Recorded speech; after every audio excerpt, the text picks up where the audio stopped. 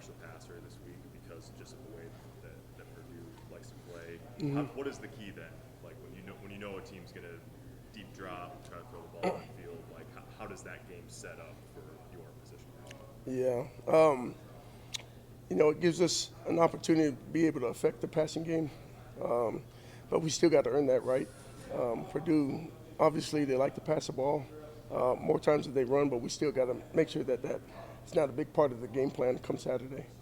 We got to do a great job of making sure that we trap the quarterback, and rushing coverage got to work together, hand in hand. There's times where people get home with a 5-man rush, 4-man rush, even a 3-man rush. And that's the rushing coverage working together. But they do a really good job of getting the ball to their best players, and we got to make sure we do a great job working together as 11 guys with rushing coverage. This is maybe a little bit of a off the beaten path question, but when you are recruiting pass rushers and you're look that skill set as part of the player, what you're in a stretch of facing guys on the other side of the ball that are first round type guys. Some of them are 5 stars, but some of them aren't. Like, what traits are you looking for a guy that you say, okay, this guy, whether it's interior or off the edge, this guy's going to be able to affect the quarterback regularly? Effort. Sometimes you're looking for a guy that's got a great motor. Most of your pass rushers that are really, really good, they're not winning on their first move. It's their second, their third move. It's just a relentless effort to the quarterback. So looking for that type of player, somebody that's really quick twitch, somebody that's got quick feet, that can win in space. So just looking for those type of traits in a pass rusher. Number one's got to have great effort, got to be able to have a relentless attitude to the quarterback, and then somebody that can beat him with speed and also beat him with power. There's a lot of different ways to win a one-on-one pass rush, but those are the traits really that I'm looking for. Somebody that's explosive off the get off. Can it take a long time you can have the sort of raw play, but then to get to a point where you're polished in that and you understand, if not my first move, then this and this. I mean, that's really a developmental process for most players, Right. isn't it? Yes, and it's understanding who you're rushing against, right? And there's a lot of different type of setters. There's short setters, there's vertical setters, there's angle setters. So knowing what type of offensive lineman you're facing and having a plan for that type of guy is going to help you get to the quarterback.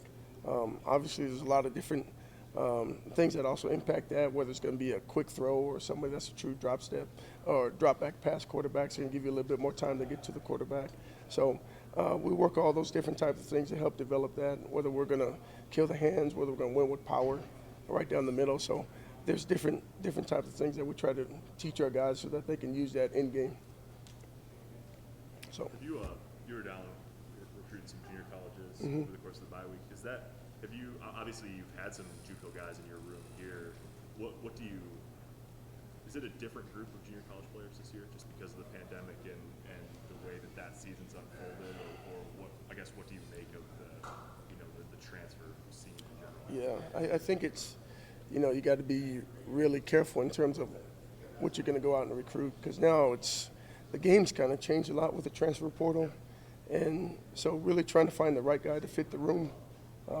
Obviously for me, I'm trying to find a big athletic guy that can get to the quarterback, that can be stout in the run game. I don't know necessarily if the JUCO route's the best way to go, or if it's the high school path, or if it's the transfer portal. Just trying to find the right fit for our room. Fortunately for us, we got a lot of young guys that have a lot of reps for us that are going to be coming back, so we don't lose a lot. So I'm being real selective in the guy that we need to add to our room and make sure that guy can build and add value to our room and the culture that we got right now. Because the worst thing you want to do is bring a guy in that just doesn't fit the culture.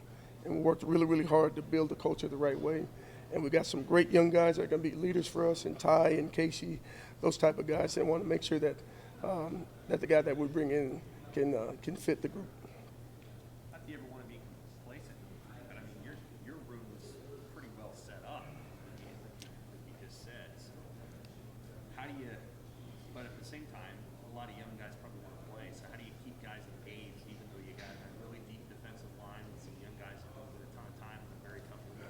Yeah, it's a lot of that, to be honest with you, is having real conversations with those guys. For instance, like Nash, I mean, he's developing and he's getting better and better and better. and just having a conversation with him like your time is coming, and he's approached everything the right way. He's the next guy up, but to answer your question, the young guys just have to understand the process. We're in a day and age now where young kids don't want to work through the process. They're always looking for the quick fix and finding the best place to go play. But I think the coach in our room, we got a lot of young guys that understand that to get better, you got to work at your craft and continue to trust the process. So, I feel really good about the young guys that we have for the next few years. If some guys leave, then I still feel really good about the young guys that we have. Just got to add the right guys.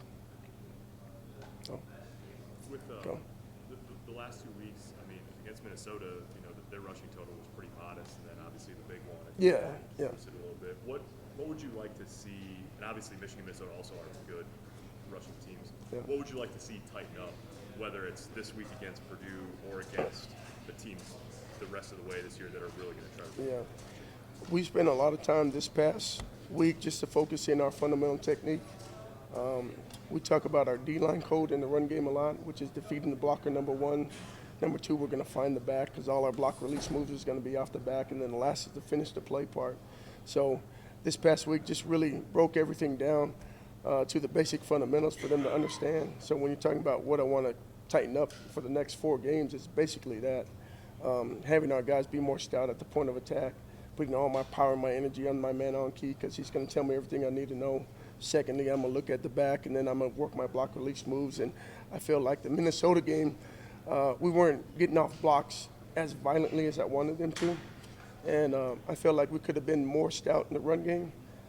Obviously, they creased us there in the end for a long one there. But for the most part, I want to get some more knockbacks. I want to get more violent block release moves so that they can make the plays at the point of attack. The finish part's really, really hard to get to, but you got to be able to do 1 and 2 really, really good to get to number 3. So that's been the big emphasis and focus when we talk about the fundamental part in the run game for us up front this past week. So just showed them a lot of tape of them doing it, showed a lot of tape of NFL guys when they do it right.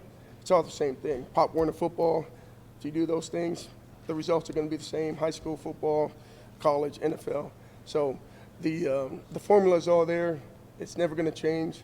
And so that's the big thing for our guys to make sure that they don't get bored in that process. There's a lot of really talented frontline guys in the NFL, obviously. Who do you show them? Like, who are the best at that? Yeah, well, we show a lot. I mean, we watch, obviously everybody loves to watch Aaron Donald.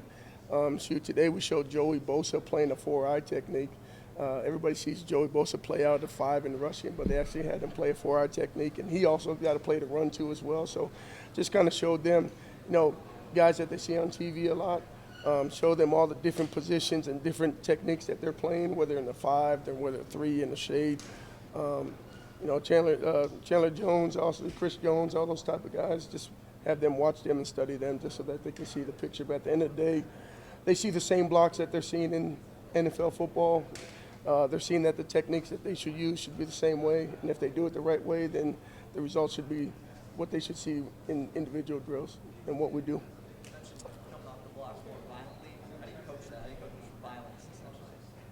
A lot of it's really more, it's just effort. It's effort. It's a lot of things. Really just from the weight room, transferring what you get from the weight room onto the field. To be able to violently get off a block, big differences. Being able to throw and do the technique right instead of falling off blocks. So, just those little fundamental techniques, those are the things that make a big difference. If I'm going to strike and use 2 hands and I'm going to throw, I got to make sure I throw and I bring my arm over with me so I can finish the block off the offensive lineman. If I don't do that and I'm trying to make a tackle with 1 hand, that's not a violent block release move. That running back's always going to break the tackle on me. So just little things like that, which are big things in everything that we do. Cool. Thank you, guys. Appreciate you. I'll see you, bud.